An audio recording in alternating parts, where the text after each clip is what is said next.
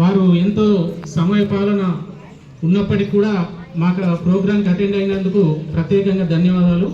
ఇప్పుడు మా పాఠశాల హెడ్ మాస్టర్ గారు అయినటువంటి శ్రీ నకిరెడ్డి నారాయణ రెడ్డి గారు మరి ఈ మధ్యలో అన్ని రెస్పాన్సిబిలిటీస్ కూడా న్యాయం చెప్తూ పిల్లలకు చదువుల గురించి కానీ డిసిప్లిన్ గురించి కానీ మరి మా టీచర్లందరినీ గైడ్ చేస్తూ మార్గదర్శకంగా మరి గ్రామస్తులతో ఎప్పుడు కోఆపరేటివ్గా ఉంటూ మరి అన్ని రకాలుగా ఈ పాఠశాల డెవలప్మెంట్ను ఎల్లవేళలా కోరుతున్నారు. కాబట్టి మా పాఠశాల ప్రధాన ఉపాధ్యాయులు గౌరవనీయులు శ్రీ నకిరెడ్డి నారాయణ రెడ్డి గారిని మరి సభనుద్దేశించి మాట్లాడవలసిందిగా వారికి మనవి చేస్తున్నాం.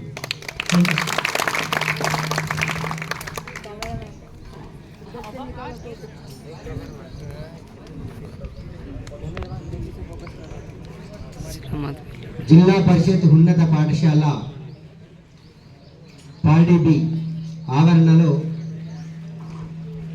సైన్స్ ల్యాబ్ భవన ఇనాగ్రేషన్ సందర్భంగా ఏర్పాటు చేసిన ఈ కార్యక్రమానికి ముఖ్య అతిథిగా వచ్చినటువంటి ముదోల్ శాసనసభ సభ్యులు శ్రీ పవార్ రామారావు పటేల్ గారికి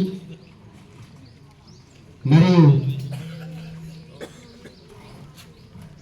కొత్తగా కుబీర్ మండలానికి మండల్ స్పెషల్ ఆఫీసర్గా నియమితులైనటువంటి మండల్ స్పెషల్ ఆఫీసర్ గారికి, అదేవిధంగా మన సైన్స్ ల్యాబ్ దగ్గరుండి అన్ని రకాల ప్రణాళికలు నిర్వహిస్తున్నటువంటి డిప్యూటీ ఇంజనీర్ ఈడబ్ల్యూఐడిసి గారికి, మరియు మన విద్యా వ్యవస్థ మండల విద్యాధికారి అయినటువంటి చంద్రకాంత్ గారికి, మరియు మండల్ పరిషత్ డెవలప్మెంట్ ఆఫీసర్ గారికి, మరియు ఎంఆర్ఓ గారికి, ఎంపీఓ గారికి, మరియు నూతనంగా నియమితులైనటువంటి ఏఏపిసి చైర్మన్ గారికి, మరియు ఈ కార్యక్రమానికి వచ్చేసినటువంటి పూర్వ ప్రముఖులకు, వేదికపై ఉన్న ఇతర పెద్దలకు నా యొక్క నమస్సుమాంజలి. మా సహోదర ఉపాధ్యాయులందరికీ కూడా నమస్కారాలు. విద్యార్థులందరికీ శుభాశీస్సులు.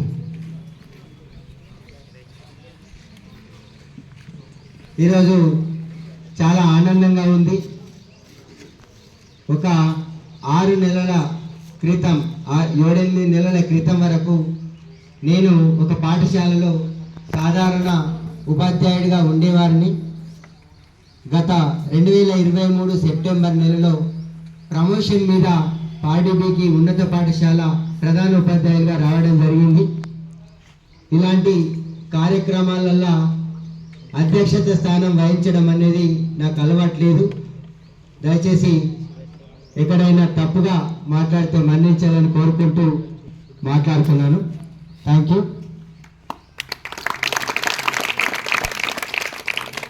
నేను ప్రధాన ఉపాధ్యాయులు అయిన తర్వాతనే మొదటిసారిగా అసెంబ్లీ ఎన్నికలు నిర్వహించడం. ఆ అసెంబ్లీ ఎన్నికలల్లో మన మొదటి నియోజకవర్గం నుంచి ఊహించినట్టుగానే ఘనంగా మెజారిటీ సాధించి ఈరోజు మొదటి శాసనసభ్యులుగా నియమితులైనటువంటి రామారావు పటేల్ గారు అధికారంలో పదవి ప్రమాణ స్వీకారం చేయగానే ముదోలు నియోజకవర్గ ప్రజలకు మొట్టమొదట తన యొక్క లక్ష్యం చెప్పినప్పుడు చాలా ఆనందాన్ని ఇచ్చింది. ఇక్కడ ఉన్నటువంటి బీజేపీ కార్యకర్తలు వచ్చి నా దగ్గరకు వచ్చి చెప్పారు, ఏమనంటే రామారావు పటేల్ గారు మొదట విద్య తర్వాత వైద్యం ఈ 2 రంగాలని నియోజకవర్గంలో ఖచ్చితంగా నేను ఉన్నంత కాలం వాటిని అభివృద్ధి చేసి సాధారణ ప్రజలందరికీ ఉచిత విద్య ఉచిత వైద్యాన్ని అందేలా చూస్తానని తను ప్రాథమికంగా ఈ లక్ష్యాలను ఎన్నుకున్నాడని నా దగ్గరకు వచ్చి తన యొక్క కార్యకర్తలు చెప్పినప్పుడు చాలా ఆనందం వేసింది. అప్పుడే అనుకున్నాను, మన పార్డీబీ పాఠశాలలో అనేక రకాల సమస్యలు ఉన్నాయి.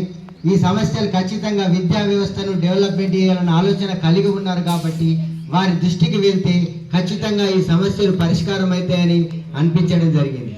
అందుకొరకే ఈ సభా వేదికగా ఆ యొక్క సమస్యలను వారి ముందుంచాలని అనుకుంటున్నాను.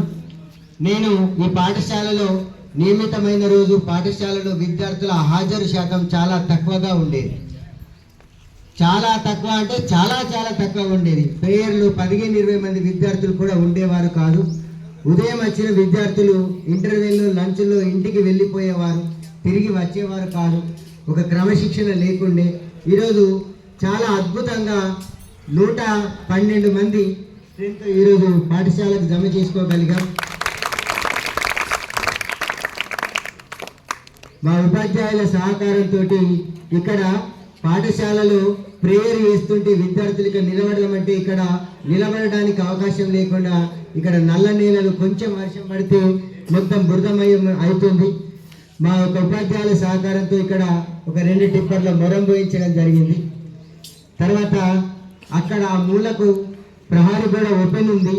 చాలామంది విద్యార్థులు ఇంటర్వెల్లో లంచ్ టైంలో అక్కడ ఉన్న గేట్ నుండి కాకుండా బయటకు వెళ్తున్నారు. చాలా కంట్రోల్ చేస్తున్నాం, కానీ ఆ ప్రహారీ గోడ పూర్తి చేస్తే బాగుంటుందని మా ఉపాధ్యాయులు విద్యార్థుల తరఫున ఎమ్మెల్యే గారి దృష్టికి తీసుకువెళ్తున్నాం. అదేవిధంగా పాఠశాలకు నేను రాగానే తెలిసినటువంటి మరొక విషయం ఏంటిదంటే సిమెంట్ రోడ్ శాంక్షన్ అయింది సార్.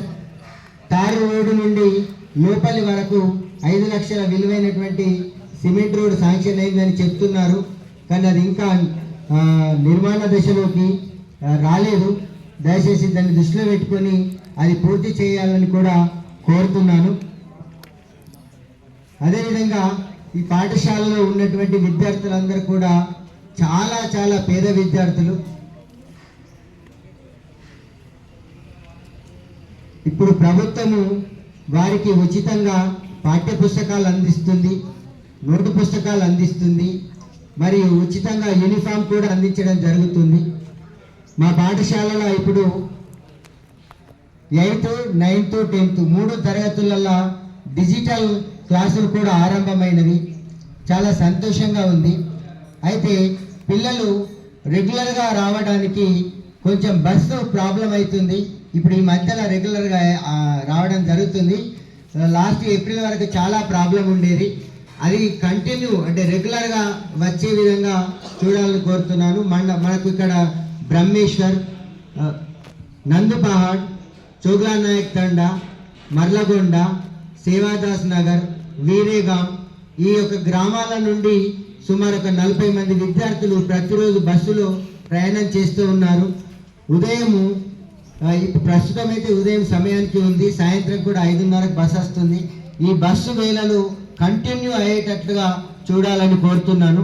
ఒకవేళ బస్సు రాకపోతే ఈ విద్యార్థుల హాజరు పాఠశాలలో ఉండదని మీ దృష్టికి తీసుకురాగలుగుతున్నాను.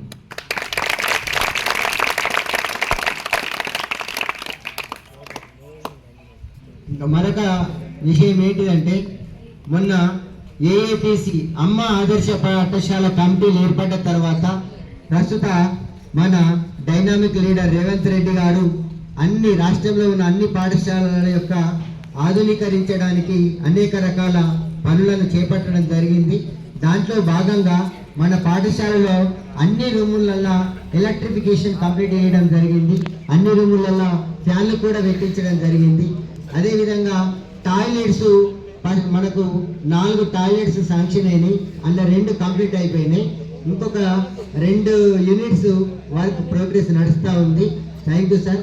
అవి కంప్లీట్ అయితే మా విద్యార్థులందరికీ కూడా యూరినల్స్ అందుబాటులోకి వస్తున్నాయి.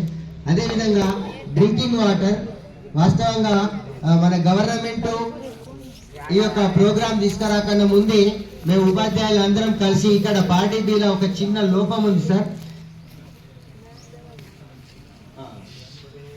పార్టీ బిలో ఒక చిన్న లోపం ఏంటిదంటే ప్రభుత్వ ఆస్తులను ధ్వంసం చేయడం, దొంగిలించడం అనేది ఇక్కడ సహజంగా కనబడతా ఉంది.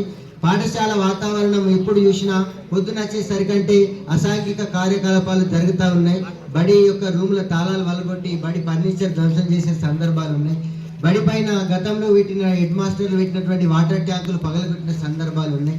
దీన్ని దృష్టిలో పెట్టుకొని ఇట్లనే 26 జనవరి రోజు ఒక మాట చెప్తే పైన సిమెంట్ తోటి వాటర్ ట్యాంక్ కడితే అది ఎప్పటికీ ఉంటుందని నేను ఒక మాట చెప్పగానే ప్రస్తుత కాంట్రాక్టర్ బిల్డర్ ఎవరైతే శ్రీకాంత్ గారు ఉన్నారో వెంటనే ప్రతిస్పందించడం జరిగింది.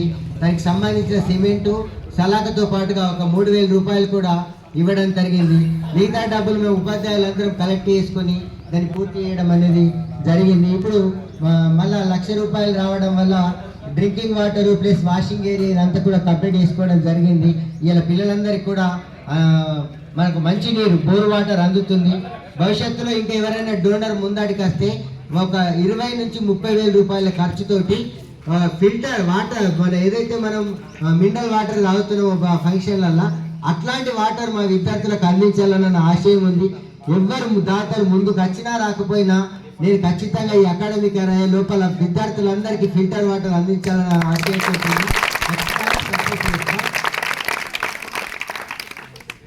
అయితే మన పాఠశాలకు పీఈటీ పోస్టు శాంక్షన్ ఉంది సార్.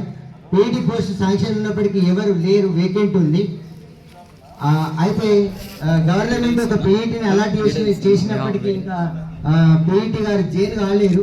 పీఈటీ ఉన్నా లేకున్నా మా పాఠశాలలో ఆటల పట్ల ఆసక్తి ఉన్న ఉపాధ్యాయులు ఉన్నారు. మంచి గ్రౌండ్ ఉన్నది సార్. అయితే బ్యాలెట్ ఏంటిదంటే ఒక్క వర్షం పడ్డా ఎక్కడ కూడా మన చెప్పులు కాళ్ళు అన్ని కూడా బూట్ల లెక్క తయారైపోతున్నాయి సార్. మొత్తం మట్టి బురద అవుతున్నది. ఒక్కవేళ మీకు సాధ్యమైతే పాఠశాల ఈ 2 ఎకరాల భూమిలో ఒక్క లేయరు ఇట్లాంటి మురం పొర పోయించినట్టయితే మా పిల్లలందరూ చాలా సంతోషంగా ఆడుకోగలుగుతారు సార్. వర్షం పడితే అక్కడ ఆడేటటువంటి పరిస్థితి లేదు. మంచి గ్రౌండ్ ఉంది. మా యొక్క ఉపాధ్యాయులలో చాలా మంది ఆటలు అంటే చాలా ఇష్టం ఉన్న వాళ్ళు ఉన్నారు. కబడ్డీ, ఖోఖో, వాలీబాల్ ఆడే ప్లేయర్స్ కూడా టీచర్లు ఉన్నారు. వాళ్ళతో ఆడిస్తారు. కానీ చిన్న చిన్న ప్రాబ్లమ్స్ ఉన్నాయి సార్. ఈ ప్రాబ్లమ్ సాల్వ్ కావాలంటే ఒక్క లేయర్ మొత్తం అవసరం లేదు. ఒక్క లేయర్ పోస్తే ఒక వర్షం పడ్డప్పుడు ఎటువంటి ప్రాబ్లం రాకుండా ఒక లేయర్ మొరం పోయిస్తే బాగుంటుందని ఈ యొక్క సభాముఖంగా వారిని కోరుతున్నాను. అయితే అన్ని సమస్యలు ఎప్పుడు కాదు. నిజంగా మన శాసనసభ సభ్యులు ఎవరైతే మన గౌరవనీయులు మాన్యులు రామారావు పటేల్ గారు ఉన్నారో వారు ఇలా పదవి ప్రమాణ స్వీకారం చేయగానే మొదట నాకు తెలిసి ఈ బైసన్ నుంచి ఇటు తూర్పు దిశగా ఉన్నటువంటి ప్రాంతంలో రోడ్ల విషయాన్ని తన లక్ష్యంగా వేసుకొని ఏవైతే రోడ్లు బాగలేకుండే ఇక్కడ నుంచి అట మన చాత అక్కడి నుండి ఇటు వీరేగాం వరకు మళ్ళీ ఇటు బైసా నుండి మన మాగా మీకెళ్ళి పాడి ఇట్లా బ్రహ్మేశ్వరం వరకు ఏదైతే ఇన్కంప్లీట్ ఉండి గుంతలమయం ఉన్నటువంటి రోడ్డును ఇలా సుందరీకరించి మనందరికీ రాకపోకలకు చాలా అద్భుతంగా తొందరగా అతి తక్కువ కాలంలో నిర్మించినందుకు పాఠశాల తరఫున ధన్యవాదాలు తెలియజేస్తున్నాను. ఎందుకంటే సార్ మేము మా ఉపాధ్యాయులందరం కూడా బైసా నిర్మల్ నుండి పాఠశాలకు వస్తాం. ఈ గుంతల రోడ్ల నుంచి వచ్చేసరికి మాకు పాఠశాల ప్రేయర్ ఆలస్యమయ్యేది, లేకుంటే ముందెలాల్సి వస్తుండే, నడుము నొప్పులు వస్తుండే, ప్రాబ్లం చాలా ఉండే. ఈ రోడ్డు కట్టడం వల్ల మా ఉపాధ్యాయులందరికీ చాలా సౌకర్యం ఉంది. అదేవిధంగా విద్యార్థులకు కూడా ఆ రోడ్డు మంచి కావడం వల్ల ఇలా బస్సు సమయపాలన పాటిస్తూ వస్తున్నది కాబట్టి విద్యార్థులు కూడా సకాలంలో వస్తున్నారు. ఈ యొక్క వేదిక తరఫున మా విద్యార్థుల తరఫున ఉపాధ్యాయుల తరఫున రామారావు పటేల్ గారికి మేము కృతజ్ఞతలు తెలియజేస్తున్నాం. అయితే నిజంగా విద్య, వైద్యం, సమాజం ఈ 3 రంగాలల్లో సారు ప్రత్యేక దృష్టి పెట్టిండు. 5 సంవత్సరాలల్లో ఖచ్చితంగా తను చేసినటువంటి సేవలు ప్రజలు ఎన్నటికీ మర్చిపోలేనిదిగా ఉండాలని కోరుకుంటూ నాకు ఈ అవకాశం ఇచ్చినటువంటి వారికి ధన్యవాదాలు తెలియజేస్తూ ముగిస్తున్నాను.